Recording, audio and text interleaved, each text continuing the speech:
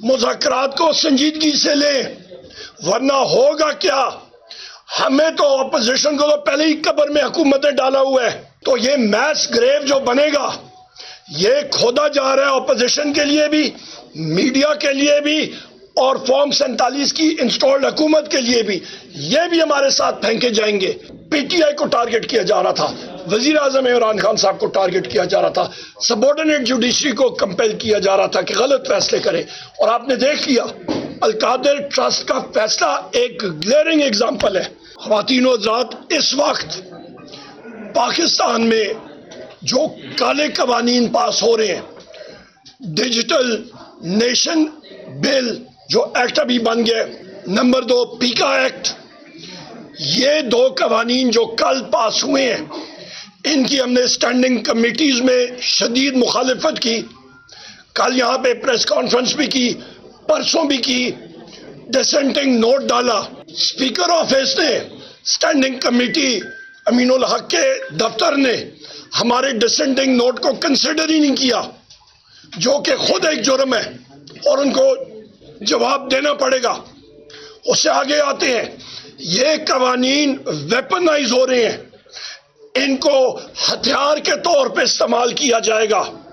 اور وہ ہتھیار کا ہدف یا نشانہ کون ہے؟ آپ سب میڈیا کے خواتین و حضرات، ہم لوگ یہاں پہ جو اپوزیشن کے ساتھی ہیں اور پارٹیاں ہیں، ہم لوگ اور بالآخر یہ انسٹالڈ فارم 47 کی حکومت، یہ بھی اس کا نشانہ بنیں گے۔ ان کو ہم نے مذاکرات کے دوران کہا بھی، مذاکرات کو سنجیدگی سے لیں، ورنہ ہوگا کیا؟ ہمیں تو اپوزیشن کو تو پہلے ہی قبر میں حکومت نے ڈالا ہوا ہے، تو یہ میس گریو جو بنے گا یہ کھودا جا رہا ہے اپوزیشن کے لیے بھی، میڈیا کے لیے بھی، اور فارم 47 کی انسٹالڈ حکومت کے لیے بھی، یہ بھی ہمارے ساتھ پھینکے جائیں گے۔ فائدہ کسی اور کو ہوگا۔ اور ساتھ 26ویں ترمیم کے ساتھ جوڈیشری کو پہلے کمزور کیا گیا، جس طرح آپ قلعے کا محاصرہ کرتے ہیں، پہلے اس کو سراؤنڈ کرتے ہیں، اس کو آپ کمزور کرتے ہیں۔ 26ویں ترمیم کے ساتھ پہلے اس میں جوڈیشری میں بٹوارا کیا گیا، آپس میں لڑایا گیا، کمزور کرایا گیا، اور پھر پیکا ایکٹ کے ذریعے اور باقی قوانین کے ذریعے ان کو بھی ختم کیا جائے گا، روندا جائے گا۔ اور وہ ہم لوگ دیکھ رہے ہیں، یہ میں نہیں کہہ رہا، نہ آپ کہہ رہے ہیں، نہ کوئی اور کہہ رہا ہے۔ اسلام آباد کے 6 ہائی کورٹ کے جسٹس نے پچھلے سال خط لکھا کہ ایجنسیز کا عمل دخل ان کے کام میں ہو رہا ہے۔ پی ٹی آئی کو ٹارگٹ کیا جا رہا تھا، وزیر اعظم عمران خان صاحب کو ٹارگٹ کیا جا رہا تھا، سبارڈینیٹ جوڈیشری کو کمپیل کیا جا رہا تھا کہ غلط فیصلے کرے، اور آپ نے دیکھ لیا القادر ٹرسٹ کا فیصلہ ایک گلیئرنگ ایگزامپل ہے، ایک بھونڈا کیس، کالا کیس، جوڈیشری کی تاریخ میں کالا فیصلہ، کہ ایک شخص جس کا تعلق ہی نہیں القادر اس کے ساتھ، آپ کا جو لندن میں بلڈنگ تھی 1 ہائیڈ پارک کی، ایک پرائیویٹ بزنس مین اور نیشنل کرائم ایجنسی کے مابین ایک فیصلہ، وہ پیسہ سپریم کورٹ میں آتا ہے، وزیر اعظم عمران خان صاحب یا بشرا بی بی کا دور دور سے تعلق نہیں، ان کو کیوں قید سنائی گئی؟ یہ توق نہیں بنتی۔ وہاں پہ وہ پرائیویٹ بزنس مین ملک ریاض صاحب، میں نے پہلے بھی کہا، اور وزیر اعظم عمران خان صاحب سے بھی انہوں نے کہا ہے کہ ان کو کہا ہے کہ آپ ذرا نام تو لینے شروع کریں، پاکستان کے بہت بڑی شخصیات جو ہیں وہ آپ کے سامنے،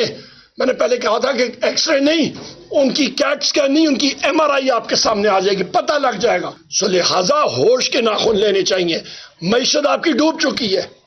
آپ کا یہ پیکا اور یہ باقی ایکٹ، ڈیجیٹل پاکستان ایکٹ کے ذریعے آپ کے روزگار، سوشل میڈیا کا روزگار تباہ و برباد ہو جائے گا، لوگوں کو ہتھکڑیاں لگیں گی۔ میں یہ بھی کہتا چلوں کہ آخر میں ان کو نظر آتا ہے، انٹرنیٹ کے بارے میں بات کرتے ہیں، شہباز شریف کہتا ہے کہ ڈیجیٹل نیشن ہم لوگ بنائیں گے، اور پہلے اپنی اس شاخ مچھلی کو تو کنٹرول کرو کہ جس وقت اناؤنس ہوتا ہے کہ پی ٹی آئی کا ورچوئل جلسہ ہوگا تو وہ کرائے کی شاخ مچھلی آ کے 6000 فٹ زمین اپنا سمندر کے نیچے آ کے پاکستان کی کیبل کو آ کے چک مارتی ہے، ہمیشہ وہیں پہ چک مارتی ہے۔ یہ کیا مذاق، بھونڈا مذاق بنایا ہوا ہے؟ لہٰذا ان کو ہوش کے ناخن لینے چاہیے، اور حکومت کی ساری چیز کو ہم لوگ ریجیکٹ کرتے ہیں۔ ہمارے صاحبزادہ حامد رضا صاحب، ہمارے نیگوشیٹنگ کمیٹی کے ممبرز کے گھر پہ پنجاب پولیس نے آئی بی نے اسپیشل برانچ نے ان کی پولیس نے جا کے ریڈ کیا, پریس کانفرنس روکنے کی کوشش کی, ان کو اریسٹ کرنے کی کوشش کی, وہ سائٹ پہ ہوئے. اس کے تحت اور باقی ان کی جو انہوں نے کمیشنز نہیں بنائے 9 مئی کا اور آپ کا 26 نومبر کا, ہم نے وزیر اعظم عمران خان صاحب کے ہدایات کے عین مطابق ٹاکس ختم کر دی ہیں.